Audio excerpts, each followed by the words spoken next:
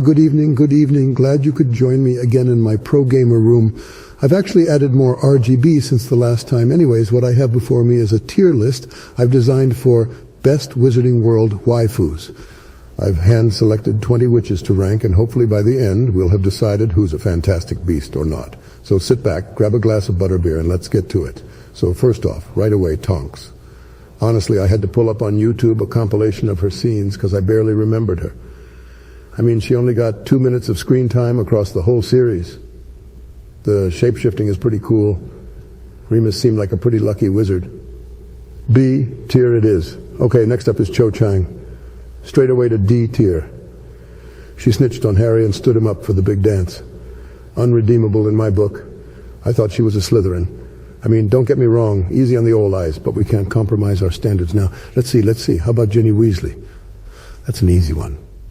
F tier. Harry, don't date your best friend's sister. A castle full of witches, and that's who you set your beady eyes on. Disgusting. Oh no, Ginny's a catch, but dating your best friend's sister is practically the fourth unforgivable curse. The F tier stays. Who's this? Oh yes, Bellatrix Lestrange.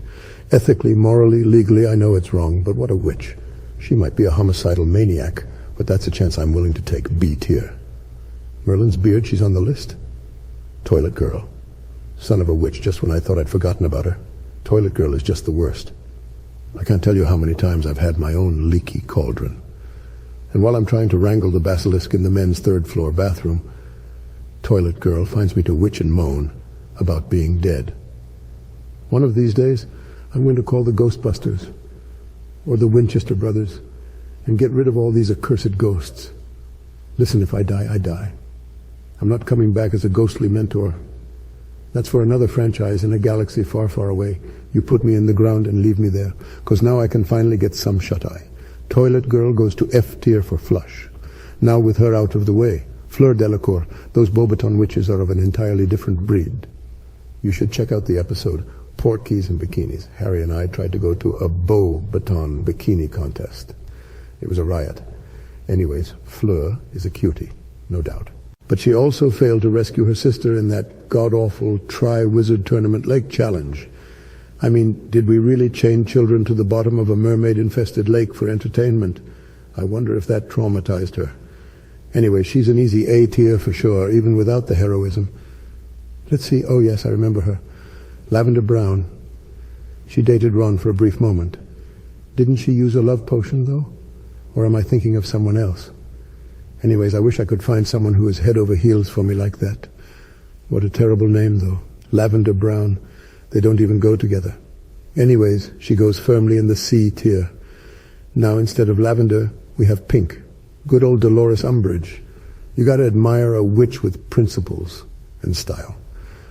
Not that I agree with the principles or the style, but hey, she's quite the character. I mean, without hesitation, D tier. I can't stand cats.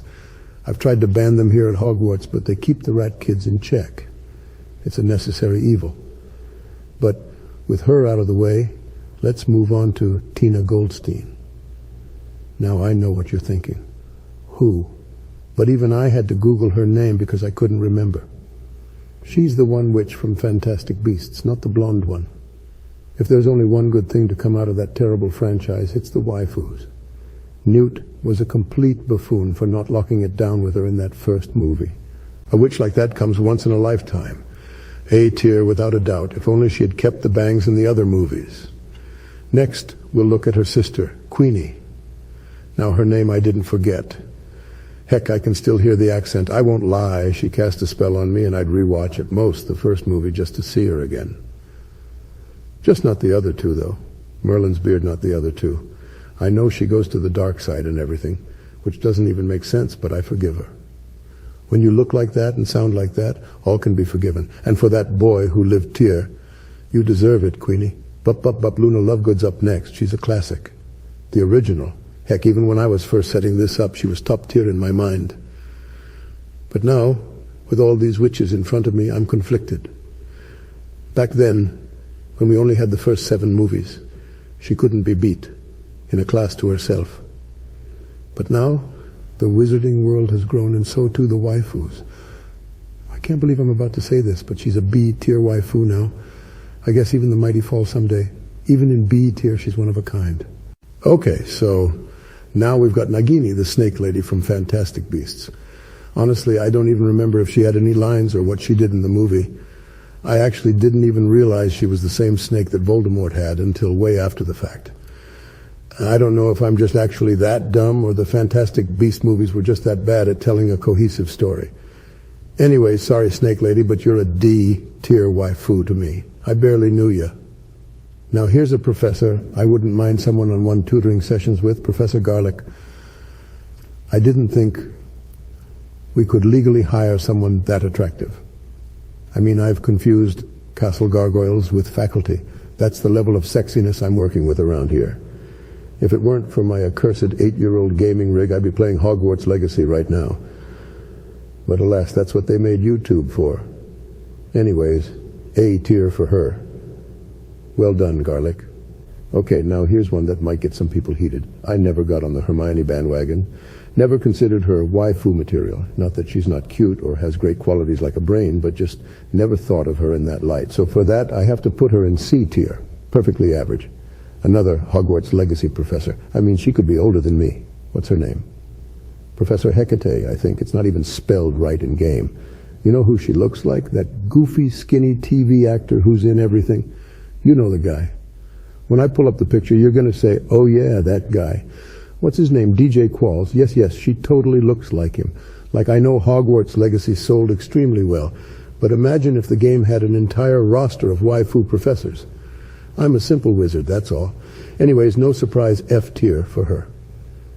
Let's move on to the other Professor, McGonagall. Now I know what you're thinking, Dumble. You just put that old professor in F tier, surely she's the same. And to that I say, you shut your damn mouth before you speak without thinking. McGonagall and I go way back. This castle would look like a 1,000-year-old stone daycare if it wasn't for her. She's the glue that holds this place together. Also, she knows how to file the paperwork properly and every other administrative task I fail to do. And for that, I thank her for her service and loyalty. B tier, Merlin's beard. What am I even looking at here? Is that like a girl, Harry Potter? I don't even know what to say. The feelings I'm feeling, they don't make sense. I'm just going to throw her into F tier and try to move on with my life and hope to forget it. But what if, though? Forget it, Dumble. Here we have Akko from Little Witch Academia. To me, she's an honorary Hogwarts student. Watching her overcome her magical disabilities was truly inspiring. And it's something Harry could learn a thing or two from. Adversity. She's a waifu in the truest sense, and for that boy who lived here. Wow, almost done. That leaves us with Hedgehog. Sorry, I mean Hedwig. What a fantastic creature, an owl, an excellent house pet. Honestly, if you come to Hogwarts and don't pick an owl as your pet, I do judge you a little for it. Why would anyone pick anything other than an owl? Objectively speaking, they're better than cats. Everyone knows it. If Hedwig could be a witch, she'd be a B-tier waifu. Imagine that.